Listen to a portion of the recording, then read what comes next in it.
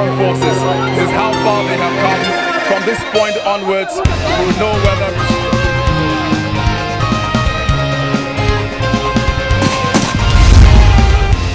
The next generation, your children and grandchildren, do better. Hardships, sleeping in corridors, and enduring hydrogen.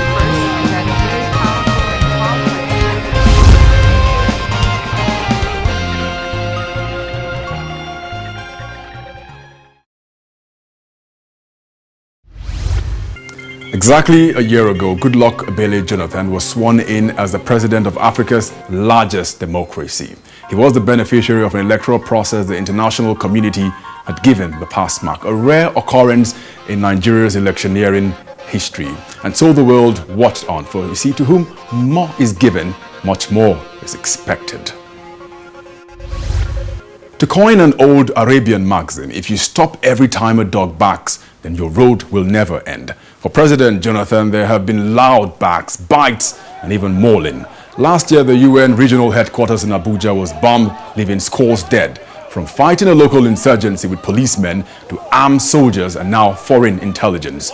President Jonathan's #1 problem has been an unending spate of violence in Maiduguri, the Borno state capital, which now threatens the security and economies of neighboring West African states. But you see, Nigeria is a regional powerhouse and so must stick to its commitment in providing direction to the African Union and ECOWAS.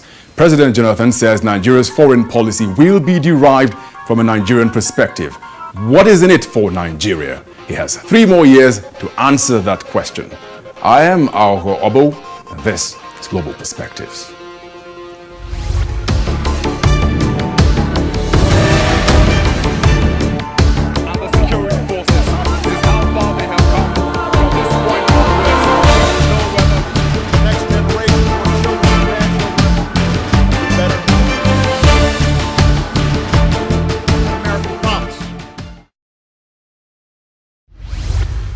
Following President Goodluck Jonathan's electoral victory in last year's presidential election, he took a trip to Uganda.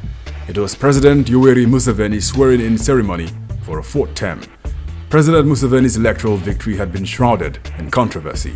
His main opponent, Dr. Kizza Besigye, had challenged President Museveni's electoral win and called for massive street protests. President Jonathan's convoy was in the mix of stone-throwing protesters and Ugandan security forces, sparking a mild diplomatic row between both countries. President Jonathan's foreign policy thrust was buried in the support of genuine democracies. After all, the 2011 general elections in Nigeria had met widely accepted international standards. The role Nigeria had played in the ouster of Laurent Gbagbo in Cote d'Ivoire after his refusal to concede defeat to Alassane Ouattara early in 2011 had been phenomenal, after Nigeria had led ECOWAS to impose sanctions on the man who liked to be called the Baker, to threaten military action against defiant Laurent Gbagbo. But President Jonathan was faced with pressing internal issues. Post-election violence in at least 7 states in the north had left hundreds dead and thousands displaced.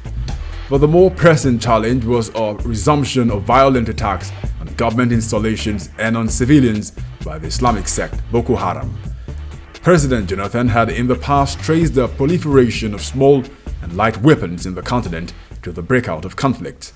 A number of international analysts had linked the Boko Haram insurgency to foreign extremist groups like the Al-Qaeda in the Maghreb and Al-Shabaab in Somalia. But it was until the 15th of August attack on the United Nations regional headquarters in Abuja that the international dimension of the Boko Haram sect came to the fore. The UN attack left at least 25 people dead. But one thing is very clear, that terrorist attack on any individual or any part of the world is a terrorist attack on the rest of the world, because terrorists don't care about who is anywhere. So the issue is not just UN office in Nigeria, the issue is not Nigeria, but the issue is global. Nigeria had made no pretense on its position in the Libyan uprising. The United Nations Security Council had passed a resolution which allowed air raids on Muammar Gaddafi's artillery. Even when it appeared NATO had overstepped its boundaries, Nigeria stuck to its support for the rebels, even giving the rebels early recognition. Sometime in August, Nigeria's former colonial master, was in the country. At least 25 of Prime Minister David Cameron's countrymen held discussions with the government in opening up a long-forgotten trading window that the Chinese had taken advantage of.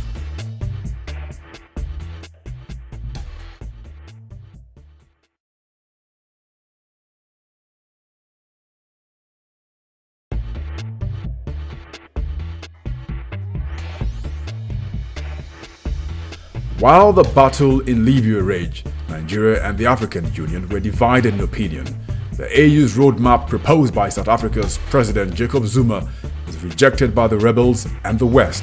South Africa, Nigeria, and Gabon, all non-permanent members of the UN Security Council, had voted in support of Resolution 1973. But Jacob Zuma had once said Muammar Gaddafi was his brother. 2 months after he met Colonel Gaddafi and was singing a different note, a diplomatic row was brewing. In November, after Gaddafi was captured and killed by rebel forces, Nigeria said it was vindicated, while South Africa kept mute. Together with the African Union, they dilly-dallied with recognizing the new leaders in Tripoli. Don't forget that there were some countries who are benefiting directly from the previous regime. So they may have their own views. But Nigerian views, we've always been consistent that we will be on the side of the people. Not just in Libya, we've demonstrated that in many other countries where you have crisis, we stood by the people. 5 months after Nigeria and South Africa stirred the tunnel of a diplomatic face-off, after over 100 Nigerians were deported from the Oliver Tambo International Airport in Johannesburg, South Africa said they possessed fake yellow fever cards, and Nigeria was outraged. You issue visa. You didn't deny them visa here. You now decided to deny them at the point of entry.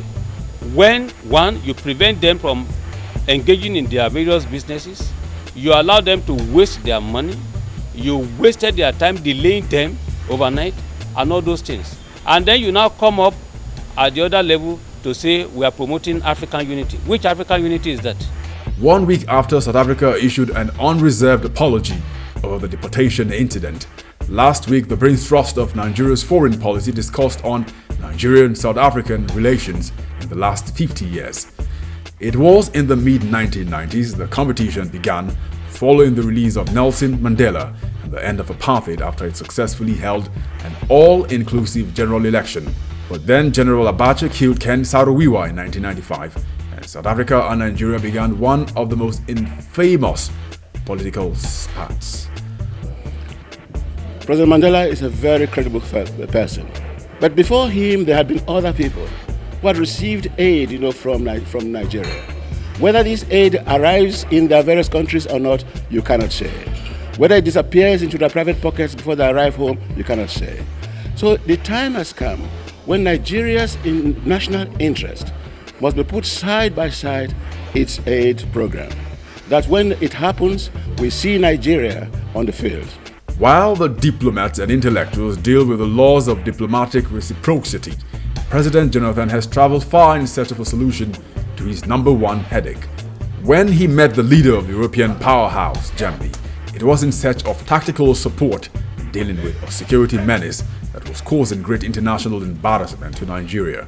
In February, Nigeria had to explain to the United Kingdom and Italy how a rescue bid of 2 expatriates had gone awry, leading to a 7-hour street gun battle and the death of the abductees. The areas we expect our development partners, sister countries like Germany, to help is in terms of our security architecture, training our manpower, and providing us with some modern equipment. Of course, you have to fight terrorists with technology. Because terrorists don't come, you don't need to carry a rifle and confront them one-on-one, because they will surprise you. They will not come to engage you in that kind of battle, except to defend themselves occasionally. So you must have superior technology to monitor and know how you can relate with them. And these are the areas that we believe countries like Germany and others, including the UN, will assist us President Jonathan isn't very comfortable with Nigeria's unending contribution of troops to war-torn countries in the continent, so Nigeria's foreign policy is tilted towards conflict prevention through the use of peace and diplomacy. But West Africa is often in turmoil. 2 weeks ago, Nigeria agreed to send troops to Guinea-Bissau to end a political stalemate, and a divided Mali may ultimately require the participation of Nigerian troops. The debate is often a relentless one. If you are running a foreign policy of a great power, there is expectation that you will do certain things to retrieve your image, retrieve the image of your people. It's not all wealth is used for reciprocity. Some wealth is used to stop insult. Right now, they are going to Guinea-Bissau. We just send our troops there, many will die there. They will come back here unmourned, unsung. I was in Liberia. We lost thousands of Nigerians there. We don't even know the details of who went there, who died there. In Sierra Leone, when President Tijan Kaba was removed from office, Maxwell Kobe, who is late now, was the head of the forces that went there under our supervision to restore democracy there. Nigeria is not sung. Nigeria is not, praised for doing these things. President Mugabe received aid from various presidents, in Nigeria. Never has he ever stood up in any forum to thank Nigeria for what it has done. The lessons of the past are many and apparent. Nigeria's national interest has hardly ever been ingrained in the consciousness of its citizens when it takes a stand on global issues. Many times there is either lethargy or an exaggerated sense of expectation when the rhetorical question is posed: what is in it for Nigeria?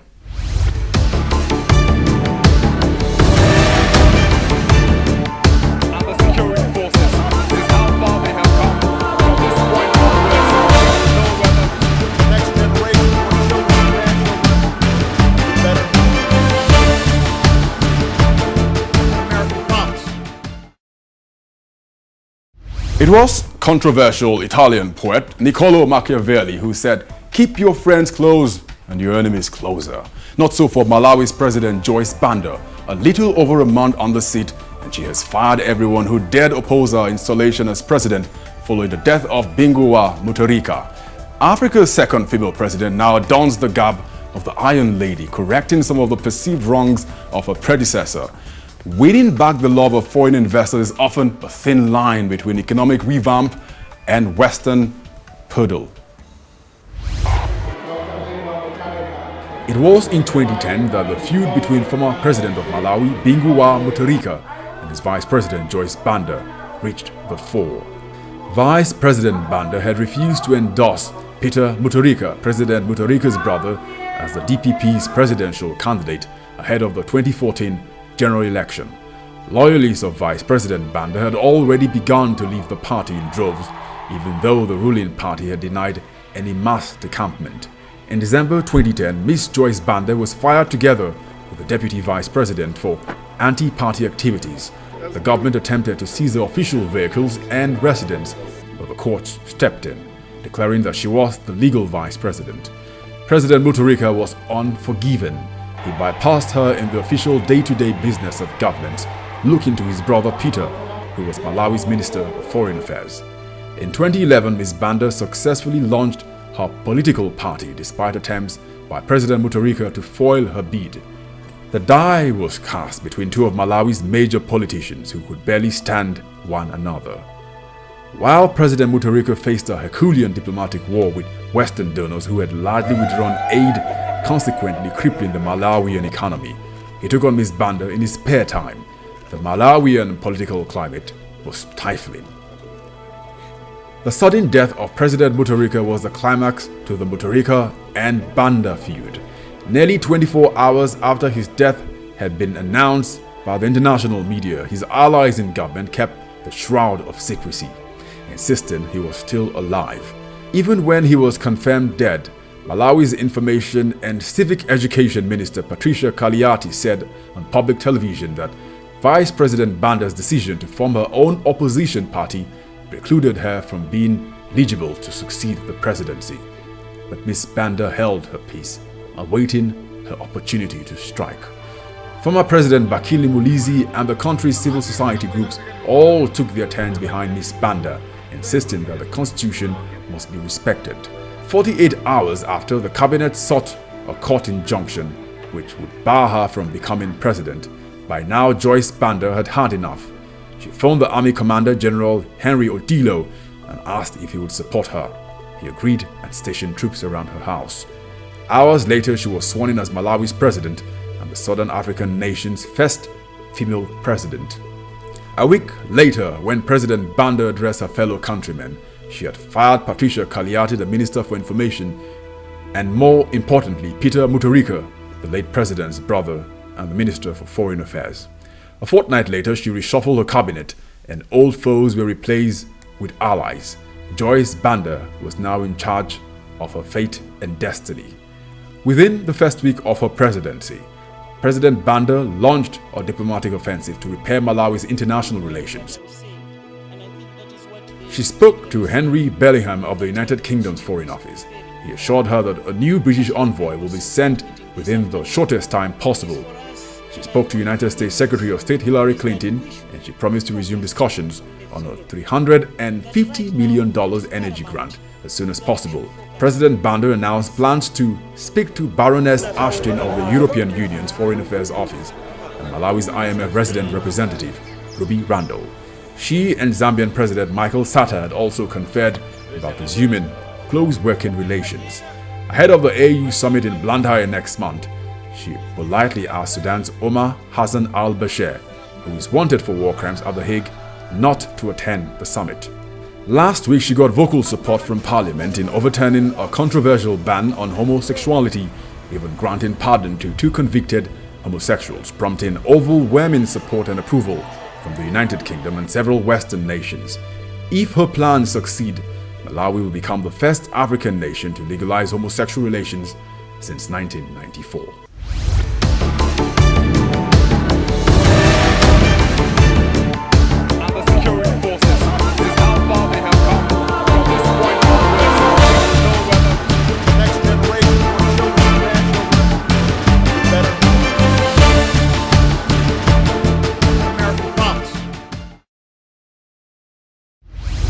Well, Mutharika himself had designs of, if not self-perpetuation, establishment of an oligarchy. You know, he used to work for the World Bank, and his brother, who was in the Foreign Ministry, was a distinguished professor of international law, well known. But then Malawi was not a country just for the Mutharikas, and when God took him away, that paved the way for the lady that you call Lion Lady. And she said she had paid her dues, you know, the women's movement, labor movement. You know, she visited Nigeria recently and said the circumstances in which he became president were not much different from those of Goodluck Ebele Jonathan. And she wanted to compare notes with our own president, and she's glad to be Africa's #2 female president and all that. But I don't know, because if the elections come up now, I'm not sure that she's going to be re-elected. But it's a dicey situation. She's trying to consolidate her position. Definitely, you will not blame her for not putting fire on her roof. She desperately wants to contain all the threats that the Mutharika people might pose to her. How far she's going to succeed will depend on the contradictions of the situation of the country itself, in terms of the economy, in terms of level of employment or unemployment, in terms of trade, in terms of Malawi. You know, Malawi is landlocked, and so it has to play the game in line with SADC and all the neighboring countries. Joyce Banda has asked Sudan's president, Omar Hassan al-Bashir, not to come for the AU summit next month in Malawi. She's also devalued her country's currency in line with the IMF. Obviously, she's moving along with the IMF's directives, how does this always work out? A new leader comes into power and then begins to lean to the West. Does it always come out well?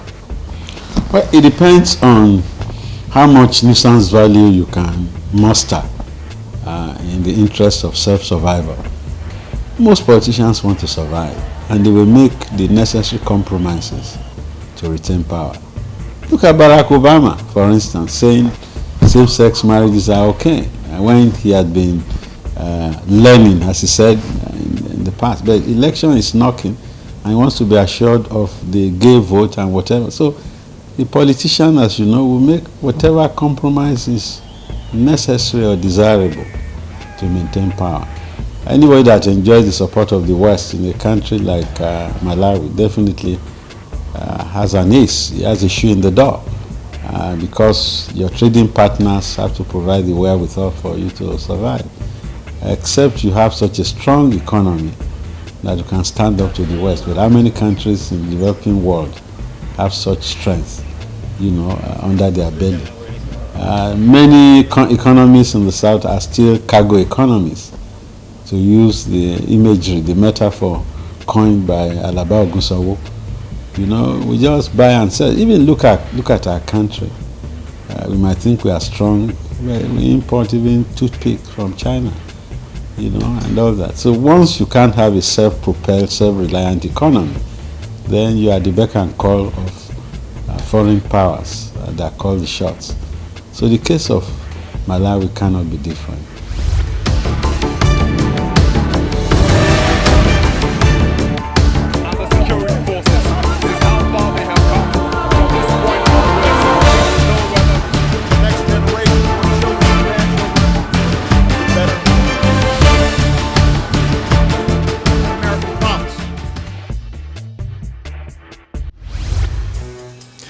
It's about time. On my way out. On my way out. I think that's a typo. These things do happen. Well, on my way out. Counting down. 3, 2, 1. And Jacob Zuma is in the odd news for all the right reasons. Oh, well, that's relative. And he's not getting married again. Or is he? I think I have lost count. Maybe someone here can help there. I think it's 6 wives, 6 marriages. How many? 6 marriages. Oh, okay, 6 marriages. I think that's correct. And 12 children. No, that was last year's figure. Okay, that was last year's figure. Someone's correcting me. All right. Buzz me if you've got the exact count of Jacob Zuma's clan. I think I have got a buzz here. Let me see what I have got here. Oh, heavens to the Murgatroyds. It's 21 children, 6 marriages, 21 children. That's one less than a football game. But he's allowed to do these sort of things because he's the proud Zulu chief. And proud Zulus don't take it lightly when they are disparaged like this. Yep, a painting of Jacob Zuma with his genitals hanging out. This painting, I understand, is worth a whopping $14,000 and was sold to a German only last week. Last week also, 2 incensed supporters of President Zuma defaced the painting after a week of angry scenes outside the courtroom where the ANC is challenging this painter to take it away from public view. So away from the glare of the public. But you see, the bigger problem is this is the internet age where the world is a global village. So Zuma's spear is already viral. Last week, his lawyer broke down in court when the judge honestly asked him, how on earth am I supposed to stop the circulation of this image online? The last time I did an image search on Google for Jacob Zuma's spear painting, I got about 84,000 results in less than a minute. Oh, I think I have to join Jacob Zuma's lawyer in shedding some tears. I mean, my man, easy. Easy. So, my friends, that's the way the cookies crumble. It's lights out, pants drawn, curtains drawn. Thank you for watching Global Perspectives today. I am Algo Obo. Bye-bye.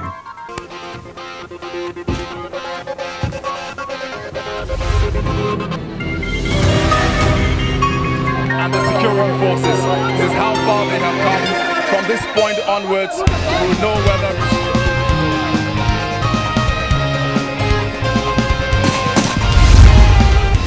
the next generation, your children and grandchildren, do better. Hardships, sleeping in corridors, and enjoying hydrogen.